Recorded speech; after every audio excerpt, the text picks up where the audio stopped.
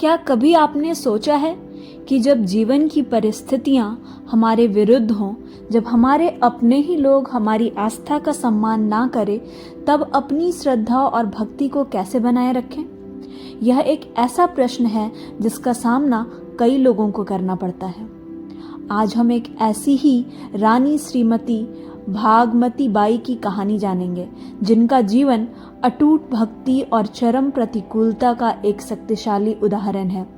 उनकी कहानी से हमें सिर्फ प्रेरणा ही नहीं, बल्कि कुछ हैरान करने वाले सबक भी मिलते हैं। अक्सर हम मानते हैं कि आध्यात्मिक प्रगति के लिए एक अनुकूल और शांत वातावरण आवश्यक है, लेकिन श्री भागमती बाई की कहानी इस धारणा को तोड़ देती है। उनकी भक्ति किसी आकस्मिक घटना का परिणाम नहीं थी, बल्कि बचपन से ही संतों के संग में पोषित हुई थी।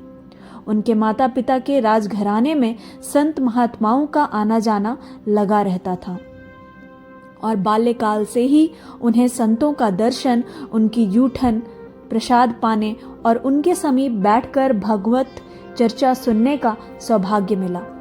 यही वह नींव थी जिसने उनकी भक्ति को अडिग बनाया। जब उनका विवाह एक विषयी राजा चिंतामणि से हुआ, जिसकी ईश्वर में कोई रुचि नहीं थी, तब भी वे विचलित नहीं हुई।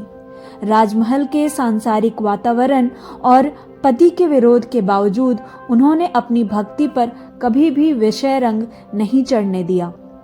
यह एक सच्चे निष्ठावान उपासक की पहचान है, जिसका एकमात्र आश्रय सांसारिक रिश्ते जैसे पति या पुत्र नहीं, बल्कि स्वयं प्रभु होते हैं। यह सोचना भी मुश्किल है कि कोई व्यक्ति अत्यधिक शारीरिक पीड़ा के बीच मुस्कुरा सकता है, पर भक्ति में यह संभव है। जब राजा चिंतामणि ने रानी भागमती पर क्रोधित होकर उन्हें पूरे एक पहर तक चाबुक से पीटा, तो एक अविश्वसनीय घटना घटी। रानी के सुकुमार शरीर पर चाबुक बरस रहे थे, पर उनके मुख पर पीड़ा का कोई चिन्ह नहीं था। वे हर प्रहार के साथ बस एक ही नाम जप रही थी, राधा वल्लभ श्री हरिवंश, राधा वल्लभ श्री हरिवंश। इतनी क्रूर पिटाई के बावजूद रानी के चेहरे की मुस्कुराहट और उनके भजन में कोई कमी नहीं आई। उनका शरीर कष्ट सह रहा था, लेकिन उनकी चेतना भगवत प्रेम में डूबी हुई थी। यह घटना इस गहरे सत्य को उजागर करती है कि भक्ति से मिलने वाला आनंद अखंड होता है और यह शरीर को होने वाले सुख दुख के अनुभवों से पूरी तरह परे है। शास्त्रों में भक्त के अपमान को सबसे बड़ा अपराध माना गया है और राजा चिंतामणि को इसका भयानक परिणाम भुगतना पड़ा। जब चाबुक और प्रताड़ना से भी रानी की भक्ति नहीं डिगी, तो राजा ने क्रूरता की सारी हदें पार कर दी। उसने रानी भागमती बाई को भूमि पर लिटाकर उनकी छाती के ऊपर सेज बिछाई और छोटी रानी इंदुमती के संग रात भर हंसी ठिठोली करता रहा। यह घोर अपराध होते ही ईश्वरीय दंड तुरंत प्रकट हुआ। राजा और छोटी रानी दोनों को अनियंत्रित उल्टियां होने लगी। इंदुमती की त्वचा इस तरह उधड़ने लगी मानो चाबुक के सारे प्रहार उसी के शरीर पर पड़े हों। ईश्वर भक्त पर हो रहे अत्याचार को कुछ समय के लिए सहन कर सकते हैं ताकि भक्त की महानता प्रकट हो, लेकिन जब दंड मिलना शुरू होता है तो अपराधी को केवल वही भक्त बचा सकता है जिसका उसने अपमान किया है। यह ठीक वैसा ही है जैसे दुर्वासा ऋषि को सुदर्शन चक्र से बचने के लिए अंततः अम्बरीश जी के चरणों में आना पड़ा था। राजा के सलाहकारों ने तुरंत समझ लिया कि यह भक्त अपराध है और इसका एकमात्र उपाय रानी भागमती के चरणों में क्षमा मांगना है।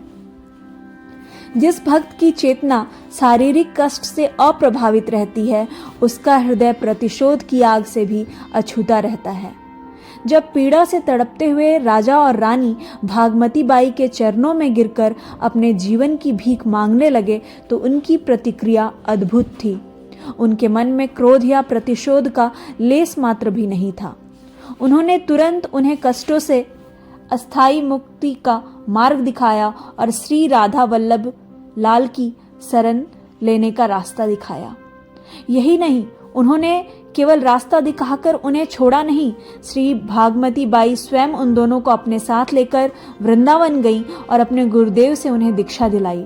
उन्होंने राजा के अत्याचार को सांसारिक मोह में फंसे एक जीव की भूल के रूप में देखा और उसे सच्चे और अस्थायी आनंद की ओर मार्गदर्शन किया। उनकी कृपा का प्रभाव इतना गहरा हुआ कि राजा चिंतामणि राजकाज करते हुए भी एक सच्चे रसिक भक्त बन गए। तो इस पूरी कहानी से हम क्या निष्कर्ष निकालते हैं?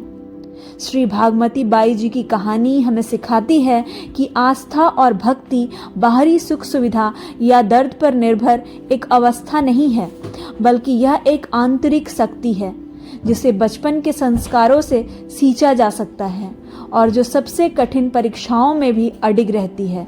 यह हमें प्रतिकूलताओं को आध्यात्मिक विकास के अवसर के रूप में देखना सिखाती है। यह कथा हमें सोचने पर मजबूर करती है कि हमारी भक्ति और आंतरिक शक्ति की असली परीक्षा कब होती है, जब सब कुछ अनुकूल हो या जब जीवन की सबसे कठिन चुनौती सामने हो। राधे राधे।